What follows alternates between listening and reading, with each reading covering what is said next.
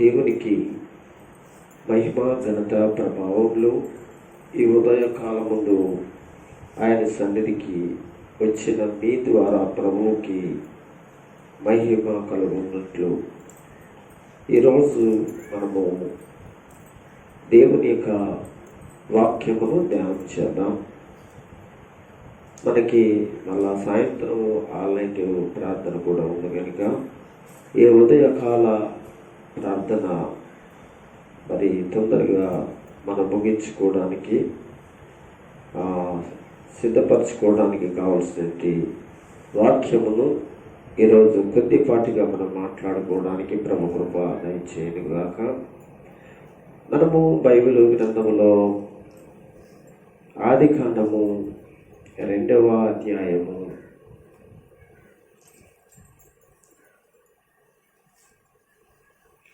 Bible గ్రంథంలో ఆదికాండము 2వ అధ్యాయము 7వ వచనం చదువుకుందాం. దేవుడైన యెహోవా నేల మట్టితో నరులను నిర్మించి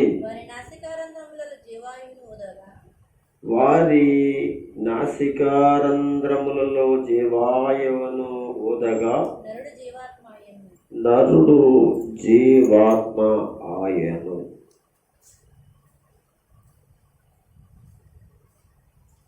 ప్రియమైన దేవుని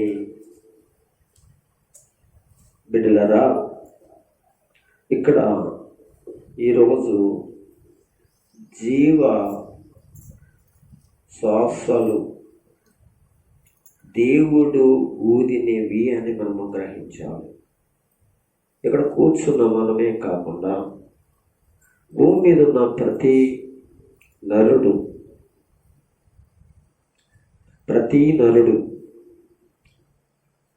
స్త్రీలని కానీ పురుషులని కానీ చిన్నలు పెద్దలు అని కానీ కాదు కానీ అందరూ కూడా దేవుడు అనుగ్రహించినటువంటి జీవ శ్వాస మనిషిలో అందరిలో కూడా ఉన్నాయి. అయితే ఈ యొక్క నరుని చేసినప్పుడు మొదటిగా ఒక వ్యక్తిని సృష్టించాడు. ఆయనే ఎప్పుడు చెప్పుకుంటున్నది ఆదాము. ఈ ఆదాము ద్వారా స్త్రీని కూడా దేవుడు సృష్టించాడు. వీరిరువురు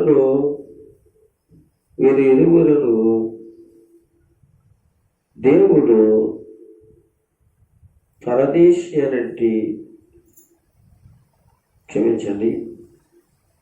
ఏదేను అనేటి తోటలో వారిని ఉంచారు. ప్రియులారా, వీరుకి ముందుగానే ఎవరు కూడా ఆ చోటులో లేరు. ఒక మాటలో చెప్పాలంటే ఒకవేళ ఉన్నట్లయితే వారు పరమందు దూతలు గాను, కేరూబులు గాను, షేరువులు గాను, వ్యక్తులు గాను వారు మనకు చోట ఉన్నారు. వారి యొక్క శరీర దేహాలు మట్టి దేహాలు కావు. అయితే భూమి మీద దేవుడు చేసినప్పుడు ఒక సృష్టి మట్టితో చేశాడు. వాళ్ళే నరులు, మానవులు అని బైబిల్లో చెప్పబడుతుంది. అందుకే దేవుడైన యెహోవా నేల మట్టితో నరుని అన్నాడండి. ఇక్కడ వాళ్ళ ద్వారా ఆదాము అవ్వల ద్వారా ఈ భూమి మీద ఉన్న ప్రతి వ్యక్తిలో వారి ద్వారా జన్మించబడ్డారు. అయితే దేవుడు మొదటిలో జీవ శ్వాసను అనుగ్రహించాడు.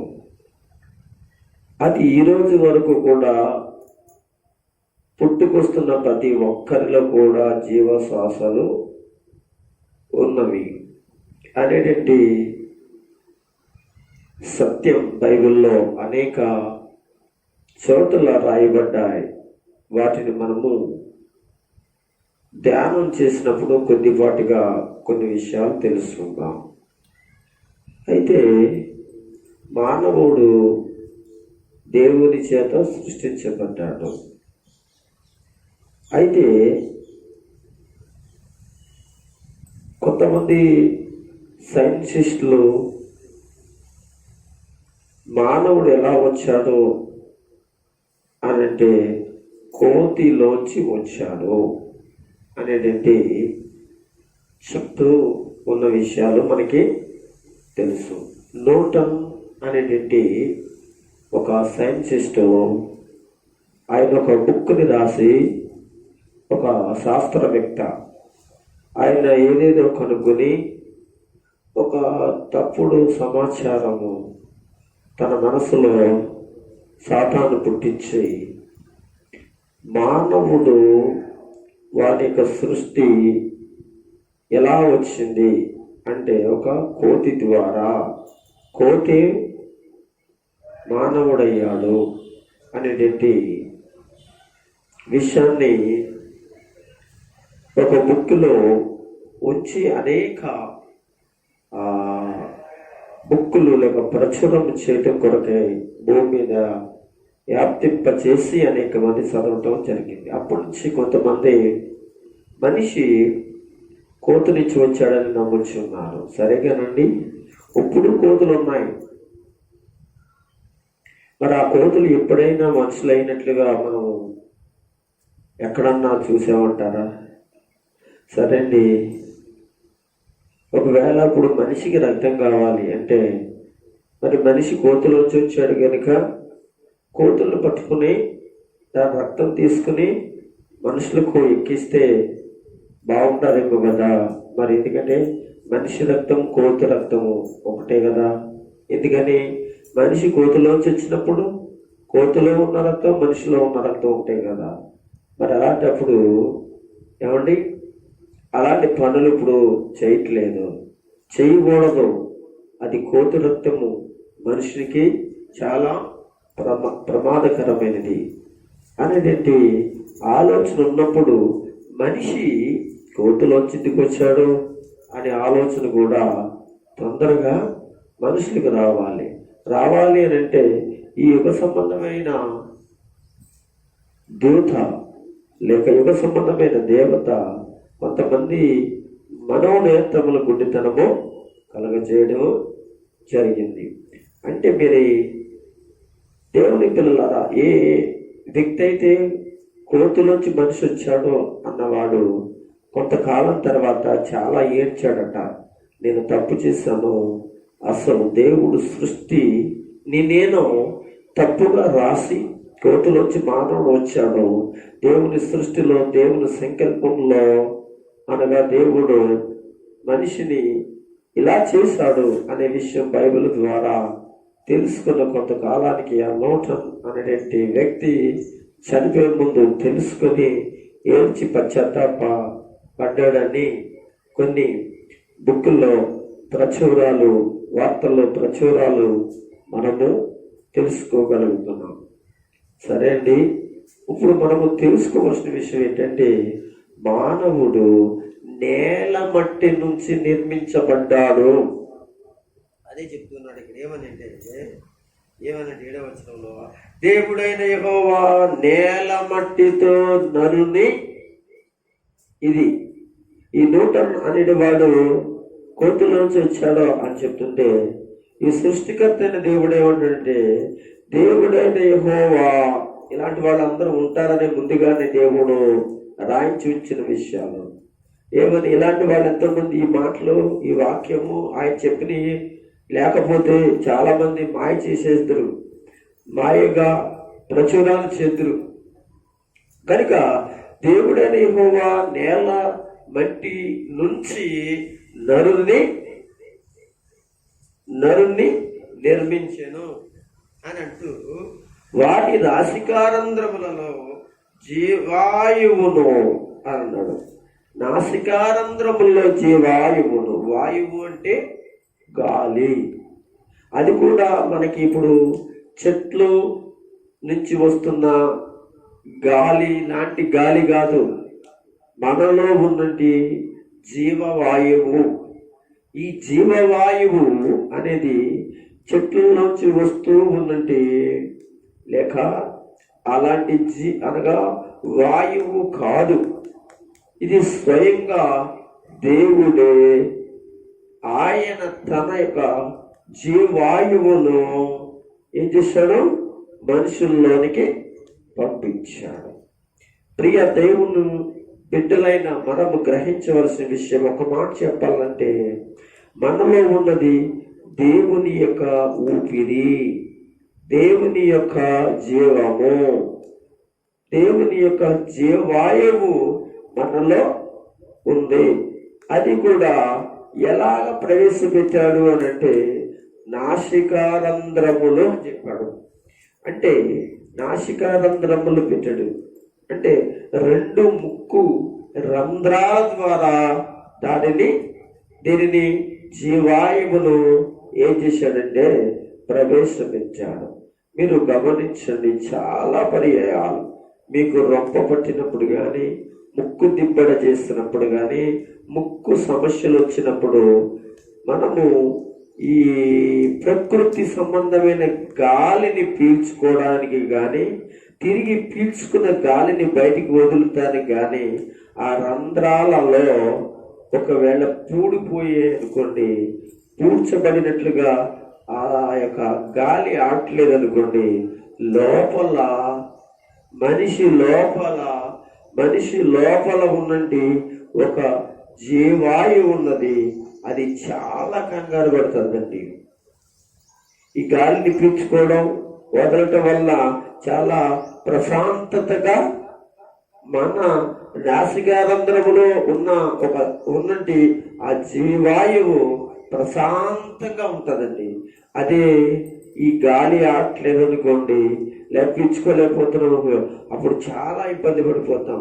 అంటే ఒక్క మాటలో చెప్పాలంటే ప్రాణము పోయినంతగా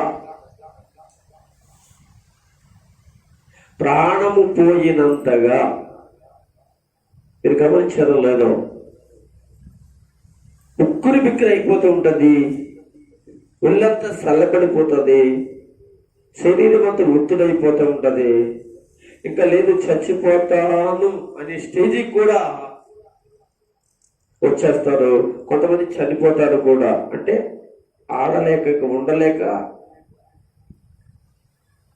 అదే ఆ గాలి ఆడక లోపల ఉన్నదేమో ఆ యొక్క పీల్చుకునే గాలి శ్వాస పీల్చుకునేటువంటి పరిస్థితులు లేక ఆ యొక్క జీవాయువు ఏం చేస్తుందంటే ఆ యొక్క ఆత్మ బయటకు వచ్చేస్తుంది. అయితే ఇక్కడ దేవుడైన యెహోవా నేల మట్టి నుంచి నరుని నిర్మించి వాని నాసికారంధ్రములో జీవాయువును ఊదగా నరుడు జీవాత్మాయను.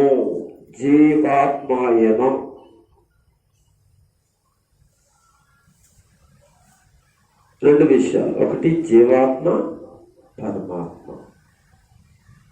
పరమాత్మ దేవుడు, జీవాత్మ ఎవరు? మనిషి. జీవాత్మాయను. ఈ జీవాత్మ ఉండడానికి గల కారణం ఏంటి? పరమాత్ముని యొక్క ఆత్మ ఈ నాసికారంధ్రంలో ఊదాడు. ఈ ఊదట వలన వెంటనే లెగిసి కూర్చున్నాడో మాట్లాడటం జరిగింది. ఏజ్కేలు గ్రంథం తెలుసు, 37వ అధ్యాయం. కొంచెం క్లుప్తంగా చెప్పుకున్నాం.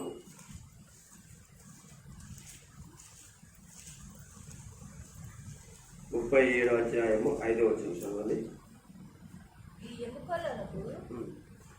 ప్రభువైన యెహోవా సెలవిచ్చినదేమనగా, ఆ, ఈ ఎముకలకు ప్రభువగు యెహోవా సెలవిచ్చినదేమనగా, మీరు బ్రతుకున్నట్లు నేను మీలోనికి జీవాత్మను పంపుచున్నాను. మీకు అర్థమైందా? ఇది హెస్కేలుకు కలిగినటి గొప్ప దర్శనం. మీకు అర్థమైందా? ఇది ఎక్కడ చూస్తున్నాడంటే చెరలో ఉన్నాడు. చెరలో అంటే జైల్లో కాదండి, పరదేశీ దేశము కాని దేశంలో ఉన్నాడు యెహెజ్కేలు. అంటే ఏదో ఒక రాజు ఇశ్రాయేలీల దేశము మీదకి వచ్చినప్పుడు, లేక యోధా దేశం మీదకి యుద్ధానికి వచ్చినప్పుడు, వాటిని పట్టి తీసుకెళ్ళిపోయినప్పుడు, స్త్రీలలో పురుషులలో యవనస్తుల్లో తీసుకెళ్ళిపోయినప్పుడు యెహెజ్కేలు కూడా వెళ్ళిపోయాడు. ఆ తర్వాత అక్కడికి వెళ్ళాడు. పెద్దవాడైన తర్వాత దేవుడు ఆ దేశంలో అతనికి ఇశ్రాయేలీల లేక యోధా ప్రజలను గురించి, లేక ఆయా దేశాల గురించి దేవుడు అనేక సంగతులను బోధించడానికి తనను వాడుకోవడం జరిగింది. అప్పుడు ఇశ్రాయేలీలు లేక దేవుని ప్రజలైన వారు ఎలాగున్నారు అని అంటే, యెహెజ్కేలును దర్శన రూపంగా ఆత్మతో తీసుకుని వెళ్ళి ఒక పెద్ద లోయను చూపించాడు. ఏం చూపించాడు? లోయను చూపించాడు. ఆ లోయలోనికి వెళ్ళినప్పటికీ ఆ లోయలో దించాడటండి. లోయ అంటే పర్వతములకు దిగువన ఉండేటంటి దాన్ని లోయ అంటారు. పర్వతం ఎత్తులో ఉంటుంది. ఆ పైనుంచి కిందకి చూసేటప్పటికి మనకి ఏం కనపడుతుంది? కింద ఉన్నట్టు చోటు ఏం కనపడుతుంది? లోయలాగా కనపడుతుంది. అయితే అక్కడికి వెళ్ళగానే అక్కడ మనుషుల యొక్క పురులు లేక తలకాయలు, కాళ్ళు, చేతులు ఇవన్నీ కూడా బోన్స్, అంత ఎముకలే ఉన్నాయి.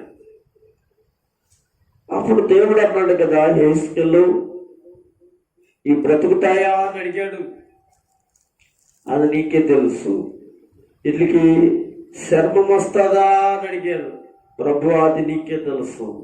వీటికి నరములను రక్తమును వస్తుందా అంటే అది నీకే తెలుసు ప్రభు, నువ్వే, ఎందుకంటే అది నాకు తెలియదు, నువ్వు దేవుడు, నీకు తెలుసు అని చెప్తూ ఉన్నాడు.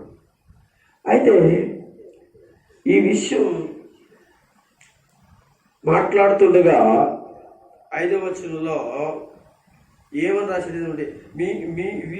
మీరు బ్రతుకున్నట్లుగా, ఎవరు? ఆ ఎముకలన్నీ కూడా బ్రతుకున్నట్లుగా జీవాత్మను, ఏమంటాడంటే జీవాత్మను, నేను మీలోనికి జీవాత్మను రప్పించుచున్నానని మాట్లాడు. ఇప్పుడు జీవాత్మ రప్పించింది యెహెజ్కేలా, దేవుడా అని మనం ఆలోచన చేస్తే మాట్లాడింది యెహెజ్కేలే కానీ ఆ మాట్లాడించిన వాడు దేవుడు గనుక పంపించిన వాడు దేవుడు. అప్పుడు వెంటనే ఆ యొక్క ఎముకలు అన్ని కూడా ఒక చోటికి రావడం జరిగింది. వాటిపై మాంసం రావటం జరిగింది. ఆపై దళాలు, లోన రక్తము, ఇంకా చూస్తే దేవుడు నలుదిశలో ఉన్నట్టు జీవవాయువును, జీవాత్మను ఏం చేశాడంటే, ఏ శరీరమునకు సంబంధించినట్టు ఆ ఆత్మ వచ్చి వారందరూ కూడా నిలబడినట్లుగా బైబిల్లో మనం చూస్తాం. ప్రియులారా, మనం ఇక్కడ చూస్తే ఇక్కడ ఎవరిని గురించి మాట్లాడుతున్నాడంటే ఇశ్రాయేలీల గురించి మాట్లాడుతున్న విషయం ఇది. అంటే ఇశ్రాయేలీలు శారీరకంగా బ్రతుకున్నారు, శారీరకంగా తింటున్నారు, శారీరకంగా బాగానే మంచి బట్టలు వేసుకుంటున్నారు, శారీరకంగా ఇల్లు కట్టుకుంటున్నారు, శారీరకంగా సంపాదించుకుంటున్నారు, శారీరకంగా అన్ని విధాలుగా వారి వ్యవసాయంలో చేసుకుంటున్నారు, అన్ని విధాలుగా శారీరకంగా బాగానే ఉన్నారు. కానీ యెహెజ్కేలుని తీసుకెళ్లి చూపిస్తున్న కారణం ఏంటో తెలుసా? ఆధ్యాత్మికంగా వారు ఎండిపోయిన వారై ఉన్నారు. ఆధ్యాత్మికంగా వారు దేవుని విషయంలో బ్రతికేటట్టు వారుగా లేరు. వారు చనిపోయిన వారుగా ఉన్నారు. వారి యొక్క శరీరం ఎండిపోయింది, వారి శరీరం కుళ్ళిపోయింది, వారి ఎముకలు మాత్రమే మిగిలిన్నాయి. వారికి ఉన్న జీవాత్మ వారిలోంచి వెళ్ళిపోయింది అని చెప్పినప్పుడు దేవుని యొక్క ఉద్దేశం ఏంటో తెలుసా? ఇశ్రాయేలు పరిస్థితులు ఈ విధంగా, దేవుని యొక్క ప్రజల యొక్క ఉద్దేశములు ఈ విధంగా మారిపోయాం. ఇప్పుడు దేవుడు ఏమనుకున్నాడో తెలుసా? వాళ్ళని తిరిగి ఆధ్యాత్మికంగా బ్రతికించాలని కోరుకుంటున్నాడు, ఆధ్యాత్మికంగా సిగిరింప చేయాలని కోరుకుంటున్నాడు, ఆధ్యాత్మికంగా వాళ్ళ బ్రతకాలని కోరుకుంటూ ఏమన్నాడని తెలుసా? అంటున్నాడు, ఎండిన ఎముకలారా, నరముల ఎముకలను, కండ్రాలను, శరీరమును వచ్చును, తిరిగి జీవాత్మ వచ్చును, తిరిగి దేవుని కొరకు బ్రతుకువారుగా ఉండును అనే శక్తివంతమైన వచనమును లేక మాటను యెహెజ్కేలు ద్వారా పలికించగా వాడు తిరిగి గొప్ప సైన్యమయ్యారని చదువుతున్నాం. అక్కడ మనం గమనించవలసిన మరొక మాట ఏంటంటే, వారు నిలిచి అనే మాట కనబడుతుంది. నాకు ఆజ్ఞాపించినట్లు నేను ప్రవచింపగా జీవాత్మ వారికి వచ్చెను, వారు సజీవులా లేచి లెక్కింప సఖ్యము కాని మహాసైన్యమే నిలిచిరి. ఇన్నరా మహాసైన్యము అంటే దాని కాదు, దేవుని కొరకు సిద్ధపడేటట్టు వారుగా వారిని చేస్తూ ఉన్నానని అంటూ ఉన్నాడు. అయితే మనం ఈరోజు తెలుసుకోవాల్సిన విషయం ఏంటంటే, దేవుని పిల్లలారా, శారీరకంగా అయినా మానసికంగా అయినా ఆధ్యాత్మికంగా అయినా మనము దేవుని కొరకు బ్రతకాలి. ఎందుకు బ్రతకాలి అని అంటే, జీవ శ్వాస దేవుడు ఊదిన ఊపిరి అనే రెండు విషయాన్ని మర్చిపోకూడదు. మరలా చెప్తున్నాను, దేవుడు ఊదినది ఎక్కడ? నాసికారంధ్రములో. ఏంటి ఊదినది? జీవ శ్వాస. ప్రియమైన దేవుని పిల్లారా, ఇంకొక విషయాన్ని మరి ఒక మాట చదువుతాం. యెషయా ప్రవచిస్తాడు ఒక మాట. 2వ అధ్యాయం చూద్దాం. 2వ అధ్యాయంలో చదివితే ఈ మాట కనిపిస్తుంది. ఈ మాట చదువుదాం. 2వ అధ్యాయం లాస్ట్ వచ్చును 22వ వచ్చును. చూడండి, ఈ ప్రవచనము మనం గమనిస్తే 2వ అధ్యాయంలో ఒక పెద్ద ఉగ్రత. ఆ ఉగ్రతను గురించి మనం ఒకసారి చదవండి. తమ నాసికారంధ్రములలో ప్రాణము కలిగిన నరుని లక్ష్య పెట్టకమును వాని ఎన్నిక చేయవచ్చు. ఏంటండి? వానిని ఏ విషయములో ఎన్నిక చేయవచ్చును అని ప్రశ్నిస్తూ ఉన్నాడు. అసలు ఏమైంది అని మనం జాగ్రత్తగా చదివితే 17వ వచనం చదువుకోండి ఒకసారి. ఎప్పుడు మొత్తానికి ఒక పెద్ద ఉగ్రత రాబోతుంది, ఏదో పెద్ద శ్రమ రాబోతుంది, పెద్ద ఇబ్బంది రాబోతుంది. అది ఆ విషయాన్ని మాట. అప్పుడు అంటాడు, నరుల యొక్క అహంకారం అణగద్రొక్కబడును, మనుషులు గర్వము తగ్గించబడును. ఆ దినము యెహోవా మాత్రమే ఘనత వహించిన వాడు, విగ్రహములు బొత్తిగా నశించిపోవును. యెహోవా భూమిని గజ వడికించ లేచినప్పుడు ఆయన భీకర సన్నిధి నుండి, ఆయన ప్రభావ మహత్యము నుండి మనుషులు కొండల గృహాలలో దూరుదురు, నేల బొరియలలో దూరుదురు. ఆ దినమున యెహోవా భూమిని గజ వడికింప లేచినప్పుడు ఆయన భీకర సన్నిధి నుండి, ఆయన ప్రభావ మత్స్యము నుండి కొండల గృహాలలో బండబిటులలోను దూరవలని ఆశతో నరుడు తనను పూజించుటకై చేయించుకుని ఎండి గ్రహములను సువర్ణ గ్రహములను ఎలుకలకు గబ్బిలేములకు పారవేయును. చూడండి, ఇలా చెప్పుకోవచ్చు. ఇది ఒక పెద్ద ఉగ్రత. ఇవన్నీ కూడా రాసినవి అయిపోతాయి, కొండల బద్దలు అయిపోతాయి. కొండ అనగా ఆ కొండల మీద నుండి, మెట్టల మీద నుండి, అడవులలో ఉన్నటువంటి జంతువులన్నీ కూడా ఈ గజగజగా ఒడిగిపోతాయి దేవుని ఉగ్రతకి. ఇవన్నీ నాశనం అయిపోతూ ఉంటుంటే నరుడు ఏపాటి వాడు,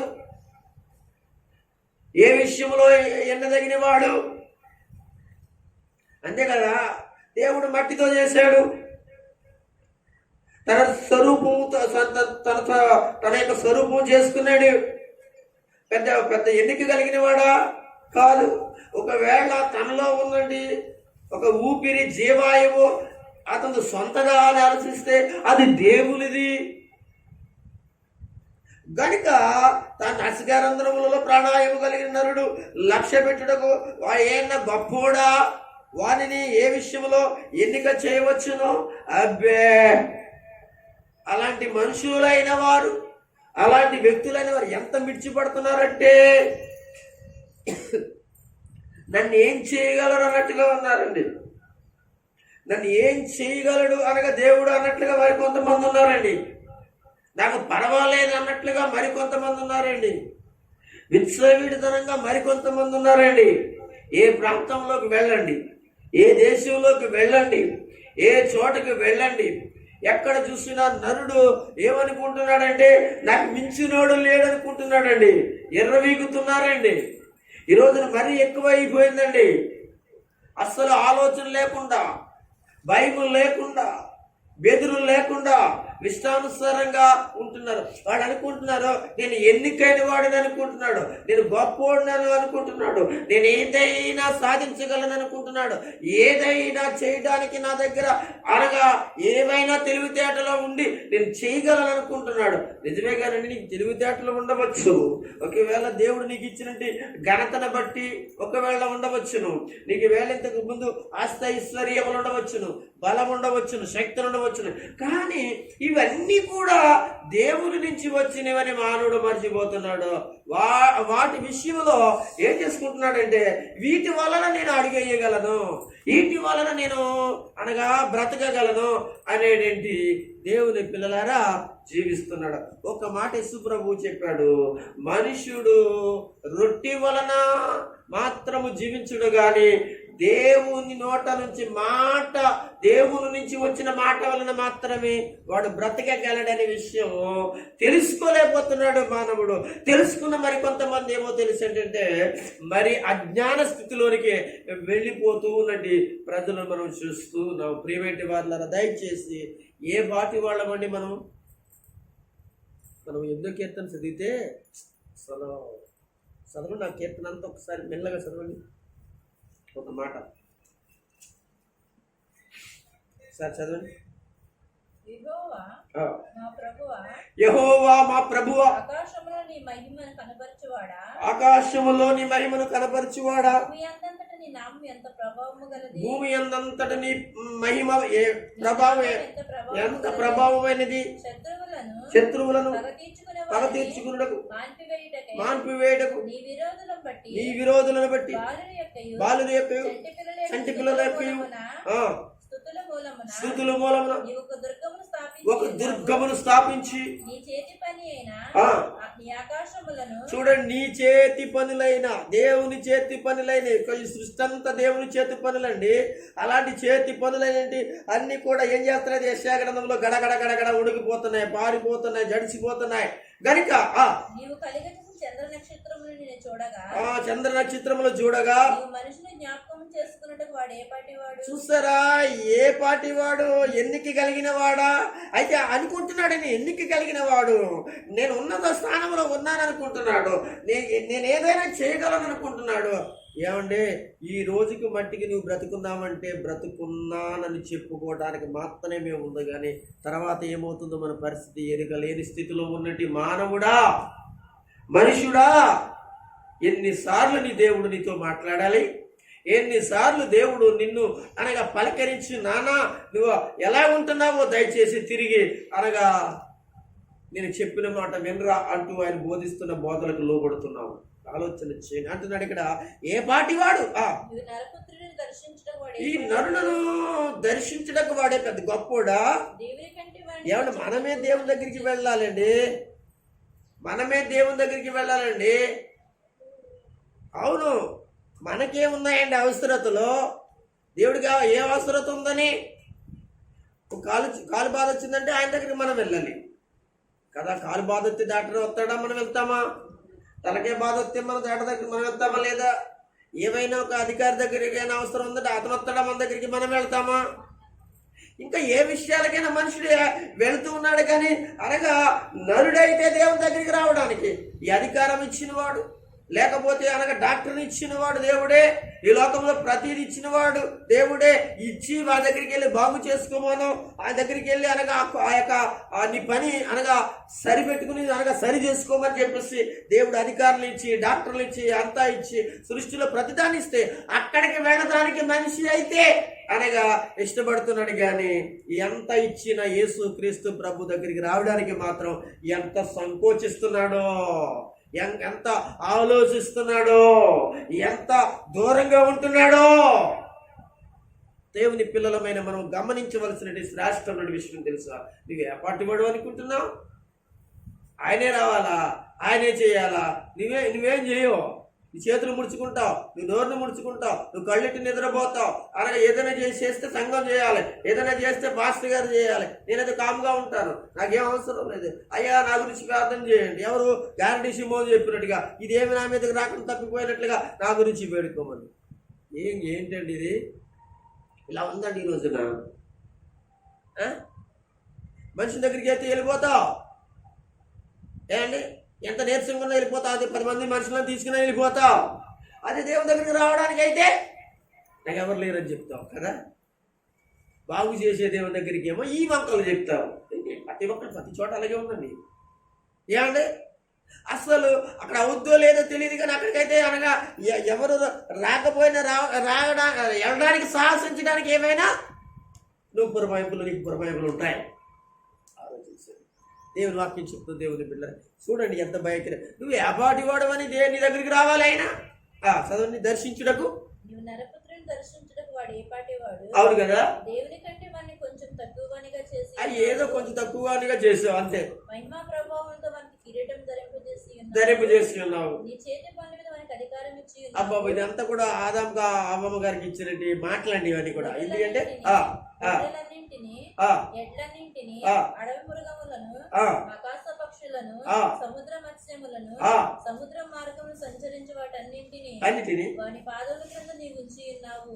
యెహోవా మా ప్రభువా, భూమి అంతటా నీ నామం ఎంత ప్రభావము గలది. చూడండి, వీటన్నిటిని చేసి మానవుని యొక్క పాదముల కింద చేతులుగా అప్పగించి ఆశీర్వదించి నువ్వు ఫలించి అభివృద్ధి పొందమని చెప్పిన ఆ దేవుడు ఏమండి ఏం చేయాలంటే తిరిగి ఆయన దగ్గరికి వెళ్ళవలసినట్టు వారము ఆయన దగ్గర కనుక తన నాసికారంధ్రములలో ప్రాణాయము కలిగిన నరుని లక్ష్య పెట్టుటకు ఏమైనా సృష్టిని చేశాడా? మృగాలు చేశాడా? లేకపోతే ఆకాశాన్ని చేశాడా? గాలిని సృష్టించాడా? వెలుగుని సృష్టించాడా? సూర్య చంద్రుని సృష్టించాడా? భూమిని సృష్టించాడా? అసలు తనకు తానేదైనా సృష్టించుకోవడానికి అతని దగ్గర ఏదైనా శక్తి ఉందా? తనలో జీవాత్మలో పంపించుకునే యొక్క శక్తి ఏది ఉంది? ఇదంతా దేవుడి పనే కదా. అలాంటి వాడేవండి ఎందుకు ఇలాగా భయం లేకుండా ఉంటున్నా?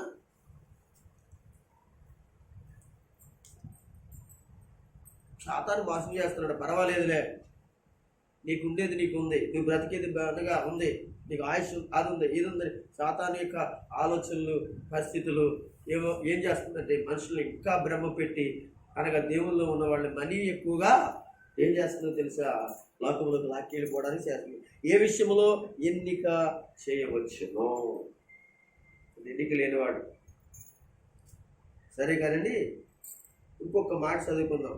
ఇలాంటి పరిస్థితుల్లో ఉన్నటి మానవుడు లేక గ్రహించాలని దేవుని వాక్యం చదివిస్తుంది. అపోస్తల కార్యంలో కూడా ఒక చక్కటి మాట మనకి కనబడుతుంది. అపోస్తలుడైన పౌలు గారు చెప్పిన మాట 17వ అధ్యాయం తెరవండి. అది అసలు ఎంత గొప్ప విషయం అంటే 17వ అధ్యాయం 25వ వచనంలో రాయబడుతుంది అన్నమాట. చదువు. ఆయన అందరికీ ఏంటంటే ఆయన అందరికీనా కొందరికినా? అందరికీ అంటే భూమి మీద ఉన్న దేశంలో ఉన్నవారు అందరికీ. పౌలు గారు ఎంత చక్కగా చెప్తున్నాడు. ఆయన అందరికీ జీవమును ఏంటంటే జీవమును ఇంకేంట ఊపిరిని సమస్తమును దయచేవాడు కనుక తనకు ఏదైనా కొదువైనట్లు మనుషుల చేతులతో సేవించబడువాడు కాడు కదా. అంతే కదా. మీకు ఏమర్థం అవ్వాలి అంటే ఆయన ఎవరంటే జీవము గలవాడు. ఆయన ఎవరంటే ఊపిరి కలిగిన వాడు. ఆ జీవము ఆ ఊపిరి మనుషులందరికీ అనుగ్రహించినవాడు. అలాంటి దేవుడు చేతులతో సేవించబడతాడా అన్నాడు. అంటే చేతులతో సేవించడం అంటే తప్పట్ల పట్టడం గురించి కాదు అక్కడ దేవుడు మాట్లాడేది. ఇది తెలిసింది. మనుషుడు దేవుణ్ణి చేతులతో తయారు చేసుకోవడం దాని గురించి మాట్లాడుతున్నాడు. కాదు చదవన్న మాట మీకు కాదు. మనుషుల చేతులతో సేవింపబడువాడు కాడు. చేతులతో నిర్మించేవాడు. మరి నిర్మించడం లేదండి, బొమ్మలను చేయట్లేదా, నిర్మించట్లేదు, చేతులతో గీయట్లేదా, డ్రాయింగ్లు గీసి, బొమ్మలు గీసి, పటాలు గీసి, లేకపోతే అనే మట్టితో చేసి, చెక్కలతో చేసి, బంగారంతో చేసి, ఎండితో చేసి, ఇనుముతో చేసి, వాటన్నిటిని ఎక్కడ పెడుతున్నారు? అరే పెద్ద పెద్ద దేవాలయములు అని చెప్పి అందులో పెట్టి ఏం చేస్తున్నారండి? దాన్ని పూజించడానికి అనగా సేవించడానికి చేతులతో చేయించుకున్న విగ్రహము లాంటి వాడు కాదు. ఎవరండి? నేను ప్రకటించే దేవుడు అని పౌలు గారు చెప్తున్నాడు. ఆయన ఎవరు అయితే మనుషులకు జీవం ఇచ్చినవాడు, మనుషులకు ఊపిరిచ్చినవాడు, అందరికీ ఊపిరిచ్చినవాడు, అందరికీ జీవం ఇచ్చినవాడు. అలాంటి వాడు ఆయనకి ఏదైనా తక్కువ ఏదో కొద్దిపోయి ఆయనకి చేతకి రాక ఒక బొమ్మను తయారు చేయండి అనగా, లేకపోతే ఒక పెద్దది ఇది చేయండి, సేవించండి అని చెప్పేటట్టు వాడు అనుకుంటున్నాడా అని చెప్పేసి ఏదెనుసులో ఉన్న వారికి చెప్తున్నాడు. ఎందుకంటే అక్కడ మరి ఎన్నో వందల వేల విగ్రహారాధన యొక్క సంబంధమైన గుడులు కనపడుతుంటే వాటిని చూసిన వాడు. దేవునికి స్తోత్రం. దేవుని పిల్లలారా, ఏదెన్సులో జరిగినట్టు విషయం అపొస్తలుల కార్యాలు కాల్తే చదవచ్చు. 22వ వచనం కిందకి ఒకసారి చదువుకోండి ఒక మాట. పౌలు అరియోపాకు మధ్య నిలిచి చెప్పిన మాట ఏమనగా, అరియోపా అనేటంటే వారి మధ్య నిలిచి చెప్పిన మాటలు అక్కడ ఎక్కడంటే ఏదెనుషులో వారులారా, మీరు సమస్త విషయములో అతి దేవతా భక్తి గలవారి అయినట్లు, అతి దేవతా భక్తి అంటే భక్తికి మించిపోయారు. నేను అంటే ఇప్పుడు కూడా విగ్రహాలు తీసినప్పుడు ఎరగదీసేస్తారండి. యేసుబాబులోకి వచ్చిన తర్వాత అండి ఏమైపోతారంటే గాలి తీసినా సూపులాగా అయిపోతారండి. ఉపవాసం ఉన్నండి ఎట్లుంటామంటే బీపీ షుగర్. అప్పుడైతే అంటే జాగారం అంటండి. మరి ఆ జాగారం ఉంటుందండి. సాతాను తీసేస్తాడండి గాలి. ఏమండి ఓకేనా? ఇక్కడ ఏమంటే అతి దేవతా భక్తి గల వారమైనట్లు నాకు కనబడుతుంది. ఎవరు? పౌలు గారు చూసి పౌలు గారు చూసి ఆ ఊరంతా చూసాడు, ఆ పట్టణం అంతా చూసాడు, ఏ దేశం అంతా చూసాడు, ఏ మూలకెళ్ళినా, ఏ ఇళ్ళకి వెళ్ళినా అబ్బో ఏంటి భక్తి అది ఏ భక్తి? అది నిజమైన భక్తి కాదటండి. నేను సంచరించుచు మీ దేవతా ప్రతిమలను చూచుచుండగా ఒక బలిపీఠం ఆ ఊరంతా తిరిగాడు, పట్టణం అంతా ఏదేసి అంతా తిరిగాడంట, ఇది ఇలా తిరిగాడంట.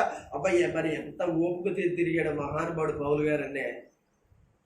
ఏమన్నా సువార్త చేయడానికి ఒక 5 రోజులు 2 రోజులకి వెళ్తాడు. పాటర్ గారిని ఆఫ్ చేయడం మళ్ళీ ఒక నెలలో 2 నెలలు వెళ్దాం ఉంటాయి సువార్తగా. ఒక్క ఇదే రెండో ఈదికి వెళ్ళేటప్పటికి మళ్ళీ ఏం చేస్తారు, అయ్యాడు మధ్యాహ్నం అయిపోయిందండి, కాళ్ళు లాగేస్తున్నాడు, చేతులు లాగేస్తున్నాడు. పౌలు గారు చూడ పట్టణం తిరిగాడట. ఏది అంటే మహానుభావుడు ఎంత శక్తినిచ్చాడు, బలం ఇచ్చాడు. అందులోకి తిరగడం వదిలిపెట్టండి. అయితే అనగా ఈదిలో అనగా పట్టణం ఏ దేశంలో ఉన్నట్టు ప్రతి చోట ఉన్నట్టు ఏం చేశాడంటే ప్రతి దేవత మందిరాలను చూశాడట, దేవతలను చూశాడట. చూసిన తర్వాత చివరాఖరికి చూసిన తర్వాత ఒకే ఒక చోట ఒక బలిపీఠం కనబడింది అంటండి. ఆ బలిపీఠం మీద ఏమైనా పడుతుంది, దాని మీద ఏం రాయబడింది, తెలియ చూడండి, బడని దేవుడు ఏమంటారు ఇక్కడ, తెలియబడని దేవుడు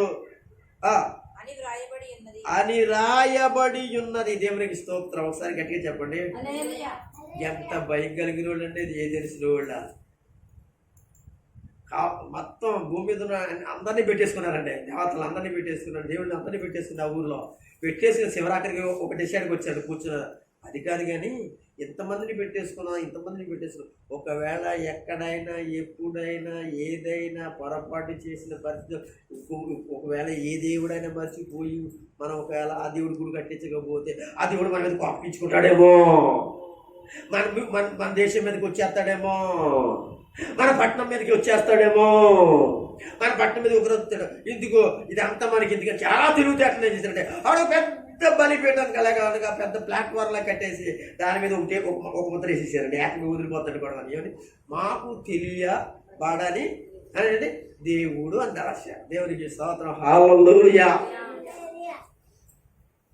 అంటే శివరాత్రికి ఆ తెలియబడని దేవుడు ఎవరో పౌలు గారు ఏం చేస్తున్నారు తెలుసా, అన్ని గుళ్ళు ఉన్నాయి కానీ యేసుబాబు గుడి లేదు అక్కడ. అప్పుడు చెప్తున్నా ఆ అనగా ఆ యొక్క మీరు ఏ బలిపీఠం అయితే పెట్టుకున్నారో, ఏ బలిపీఠం అని తెలియని దేవుడు అని మీకు భయంతో బతుకుతున్నారో, జడిచిపోతున్నారో, ఆ దేవుణ్ణి ప్రకటించడానికి వచ్చాను, ఆ దేవుణ్ణి ప్రసరిస్తున్నాను, ఆ దేవుడి గురించి చెప్తున్నాను. రండి ఏ తెలుసు వాళ్ళారా చెప్పండి. సందర్భం చెప్తుంది కానీ ఆ పుస్తకాన్ని చెప్పినప్పుడు ఈ విషయాలు వస్తే ఇంకా మంచిగా వస్తాయి. దేవునికి స్తోత్రం. ఏమంటారు చదవండి, ఎక్కడ చదువుతున్నారు. కాబట్టి మీరు తెలియక దేనియందు భక్తి కలిగి ఉన్నారు, దానిని నేను ప్రచురపరచుచున్నాను. చూడండి, దాని గురించి నేను వాళ్ళకి సువార్త చేస్తున్నాను, దాని గురించి నేను ప్రకటన చేస్తున్నాను. జగత్తును అందరి సమస్తం నిర్మించిన జగత్తును అంటే మీరు ఏమనుకున్నారంటే మీ తాత ముత్తాతలు ఈ సృష్టి జగత్ మొదలుకొని అందరి ఈ జగత్తులో ఏదైతే నువ్వు తింటున్నావో, తాగుతున్నావో, పడుకుంటున్నావో, నివాసం చేస్తున్నావు, సంపాదించుకుంటున్నావో, అదంటే ఇది నాది అంటున్నావు, అదంతా కూడా ఎవరితో తెలుసా, అందరి సమస్తమును కూడా నిర్మించిన వాడు, ఇచ్చినవాడు దేవుడు తానే. ఆకాశమునకును భూమికి ప్రభు అయినందున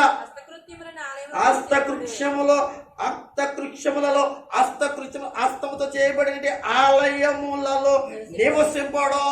అంటే నేను చూసినప్పుడు ఏం చేసి తెలుసా, మీ పట్టణం అంతా చూసినప్పుడు కూడా ఇదే కనబడుతుంది. అటు ఎవరు కనబడుతున్నారో ఆలయాలలో ఉన్న దేవుడు కనబడుతున్నారు.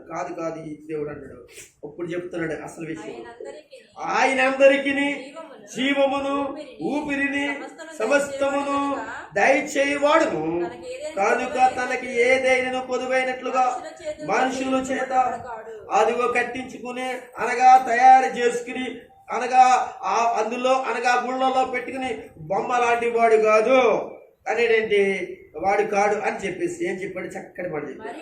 మరియు చూడండి, మరియు యావత్ భూమి మీద అంటే భూమి ఎంత ఉందో ఆ ఉన్నంత వరకు, ఆ ఉన్నంతలోనే అనగా ప్రజలందరి కొరకు, దేశాల కొరకు, పట్టణాలు ఉన్నాయో అనగా అందులో నివసించే వారి కొరకు కాపురము ఉండుటకు ఆయన ఒకరి నుండి ప్రతి జాతి మనుషులను సృష్టించి వారు ఒకవేళ దేవుని తడువులాడి కనుగురేమో అని తనను ఎదుగు నిమిత్తమై నిర్ణయ కాలము వారిని నివాస స్థలము యొక్క పొలిమేరులో ఏర్పరిచి ఆయన మనలో ఎవరికి దూరముగా ఉంటూ వాడుకాడు.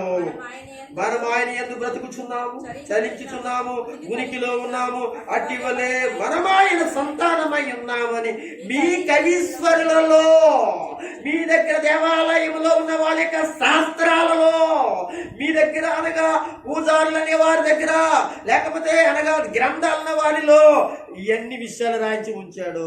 ఇప్పుడు మీరు చేస్తుంది కరెక్ట్ కాదు. మీ కవీశ్వరుల దగ్గర ఉన్న ఏంటో తెలుసా, కొందరు చెప్పుచున్నారు. దేవుని స్తోత్రం, హల్లెలూయా అని చెప్పి మరి ఖండిస్తున్నాడు. ఇప్పుడు ఖండిస్తున్నాడు. కాబట్టి మనము దేవుని సంతానమయ్యుండి మనుషుల చమత్కార కల్పనల వలన మలచబడి ఏ బంగారము నైనను, ఎండి అయినను, రాతి అయినను దేవత్వము పోలిన వలదనియో తలంపకూడదు. ఖచ్చితంగా చెప్తున్నాడు